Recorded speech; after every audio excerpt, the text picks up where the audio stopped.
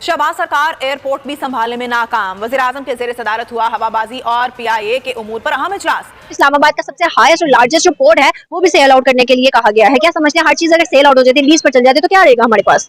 हमें अपनी कौम को, अपनी इंडस्ट्री को, अपनी एग्रीकल्चर को, अपनी तालीम को हमें डेवलप करना चाहिए। हम बात ये कह रहे हैं कि आप हमें सिर्फ एड दें, आप जो भी कहेंगे हम करने को तैयार हैं। जय हिंद जय श्री राम। तो भाई आपको पता ही होगा कि पाकिस्तान को IMF ने अभी लोन देने से मना कर दिया और दूसरी ओर बांग्लादेश को $4 बिलियन का है जो अभी लोन दे दिया है, पाकिस्तान को मना दे दिया, जबकि दोनों मुस्लिम कंट्री हैं। तो अब पाकिस्तान है जो अपना इस्लामाबाद का पोर्ट है उसको बेचने के लिए तैयार हो चुके हैं, उसको बेचने के लिए जा रहे हैं। तो भाई इंडिया भी इस दौड़ में शामिल है खरीदने के लिए। तो आप लोग कह रहे कमेंट सेक्शन में जरूर भाई अपना प्यार देते रहे, वीडियो को लाइक जरूर करते हैं ताकि और भी मजेदार मस्त वीडियो के लिए लाते रहे। वीडियो शुरू करते हैं। उनकी हमारे जान छूट जाए। अगर हम देखें तो आपको पता है कि हमारे बहुत से पोर्ट जो है वो लीज पर है, और अगर हम देखें तो बहुत सी चीजें हमने सेल आउट कर दी। हम ज्यादा दूर नहीं जाते, पाकिस्तान की जो एम्बेसी है बाहर अमेरिका में वो भी सेल आउट होने वाली थी और आई थिंक सो के हो भी गई है। और अगर हम देखें तो उसकी बोली जो है जब लगाई गई तो मतलब उसको कहा, इंडिया ने कहा कि हम आपकी ये जो है ना $5 मिलियन की हम आपकी लेंगे एम्बेसी। मतलब कितनी शर्म की बात है, आज वो दुश्मन उठ के हमारी चीजों को परचेज करना चाहता है। उसके अलावा अब अगर हम देखें तो इस्लामाबाद का सबसे हाईएस्ट और लार्जेस्ट जो पोर्ट है वो भी सेल आउट करने के लिए कहा गया है। क्या समझते हैं, हर चीज अगर सेल आउट हो जाती है, लीज पर चल जाती है, तो क्या रहेगा हमारे पास?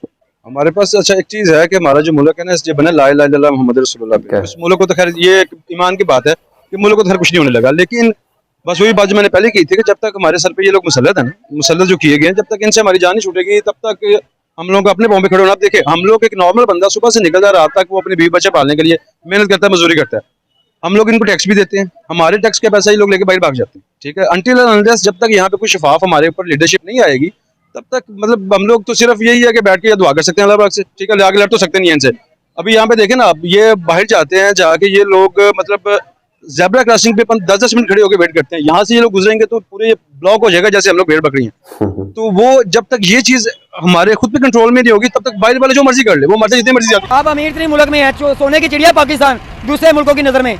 मुझे बताएं कि पाकिस्तान अपना पेट्रोल क्यों नहीं निकाल सकता? वो जी फलां जगह से पेट्रोल निकल आए हैं, निकल आए हैं, क्या करते हैं बगैरत लोग?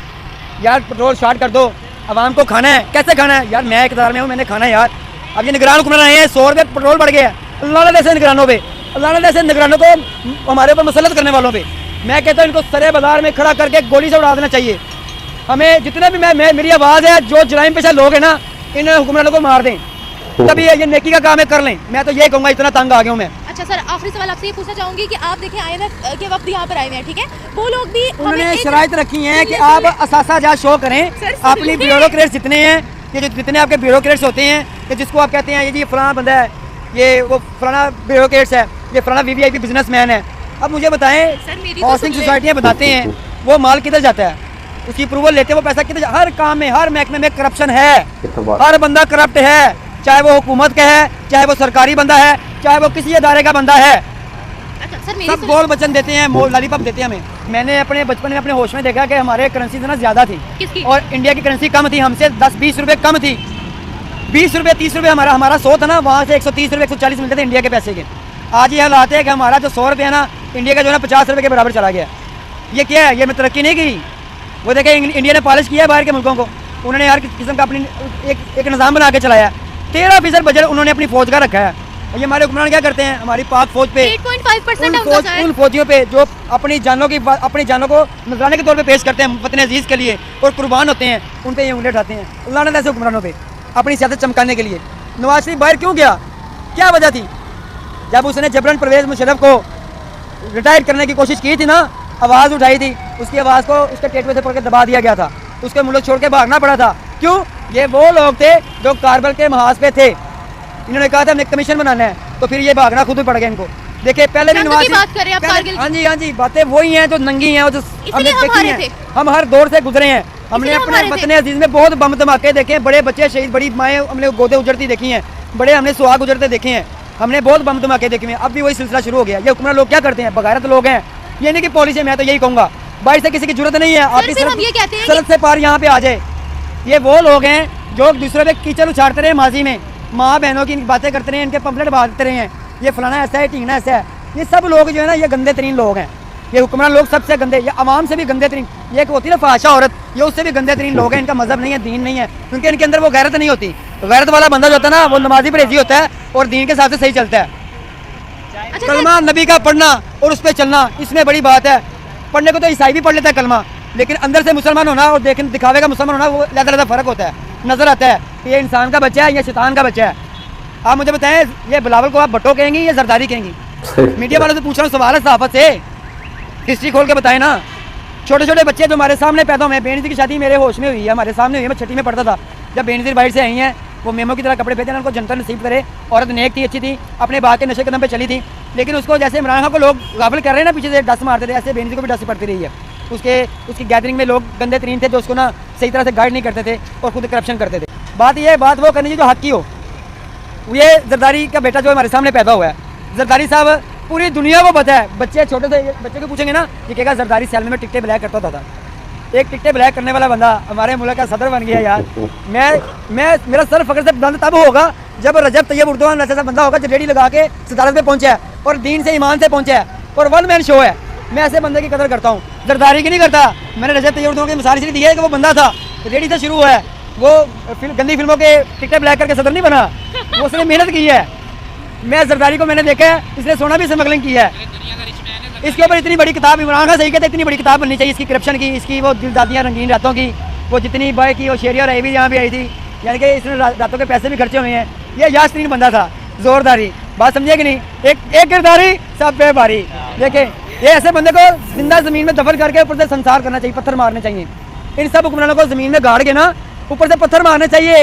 रोटी कपड़ा मकान खा गया मेरा हुक्मरान, क्या दोगे मुझे, क्या लोगे मुझसे, मुझे क्या दोगे, मुझसे क्या लोगे? वोट नहीं दूंगा अब तुमको। अब मैं ऐसा बंदा ढूंढूंगा जो वन मैन शो रजब तैयब उर्दवान बने और सरदारती निज़ाम आए। ये पाकिस्तानी अवाम तब वोट डालेगी जब सरदारती निज़ाम आएगा। देखें, हमेशा एक बात ज़हन में रखें, सॉरी लोग किसको कहते हैं? उसको लोग कहते हैं जिसके पास पता है कि हमारा पैसा वापस नहीं करेगा। जब उनको गारंटी ये मिलती, देखें एक नेचुरल सी बात है, आप भी कहीं इन्वेस्टमेंट करेंगे तो आप पहले गारंटी लेंगे मेरा पैसा वापस आएगा कि नहीं आएगा। ये एक पूरा इन्वेस्टमेंट का एक असूल है पूरी दुनिया में।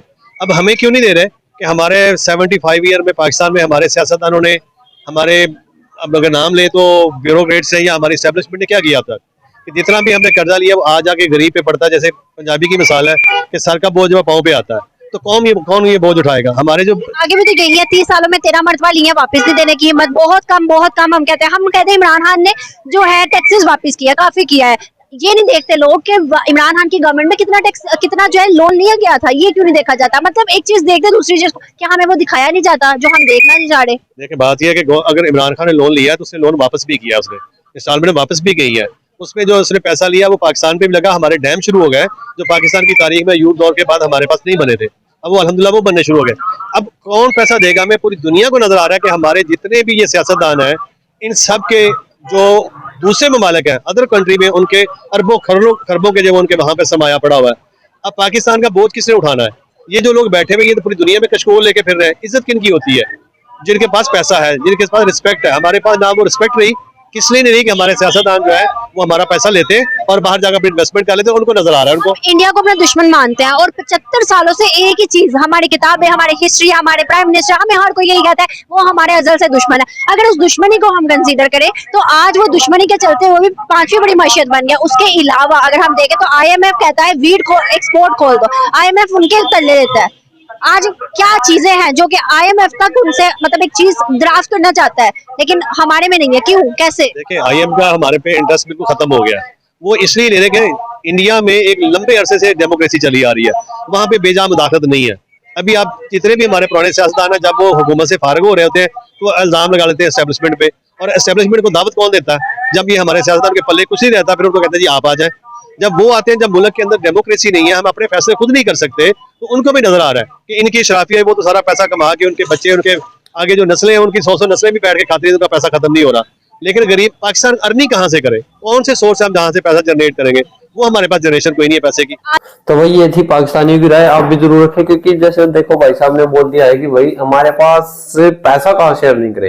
पैसा अर्निंग होगा भाई अगर आपकी एजुकेशन होगी, बिजनेस होगा। क्योंकि आपको पता है रिसेंटली अभी सुजुकी और एक और कंपनी थी टोयोटा, तो पाकिस्तान से वो भाई अपना बोरी बिस्तरा बांध के रफू चक्कर हो गई है, क्योंकि पाकिस्तानी क्या पता उसको भी लूट के खा जाते हैं। क्योंकि पाकिस्तान के अंदर आपको पता है कि भाई बिजनेस है नहीं, मैन्युफैक्चरिंग होती है, बाहर से पार्ट आएंगे उसको जोड़ेंगे और दे देंगे, नया कुछ भी बनता है। और जब तक भाई किसी भी देश के अंदर नया कुछ नहीं बनेगा तो बिकेगा क्या? और भाई दूसरे देशों में बिके नहीं तो बाहर से पैसा कैसे आएगा? बाहर से पैसा नहीं आएगा तो भाई साहब आप समझते सकते हैं एक्सपोर्ट नहीं तो वही पैसा नहीं तो पाकिस्तान का यही हालत है, क्योंकि एजुकेशन नहीं है। आप लोगों की राय जरूरी है, कैसे देश आगे बढ़ सकता है।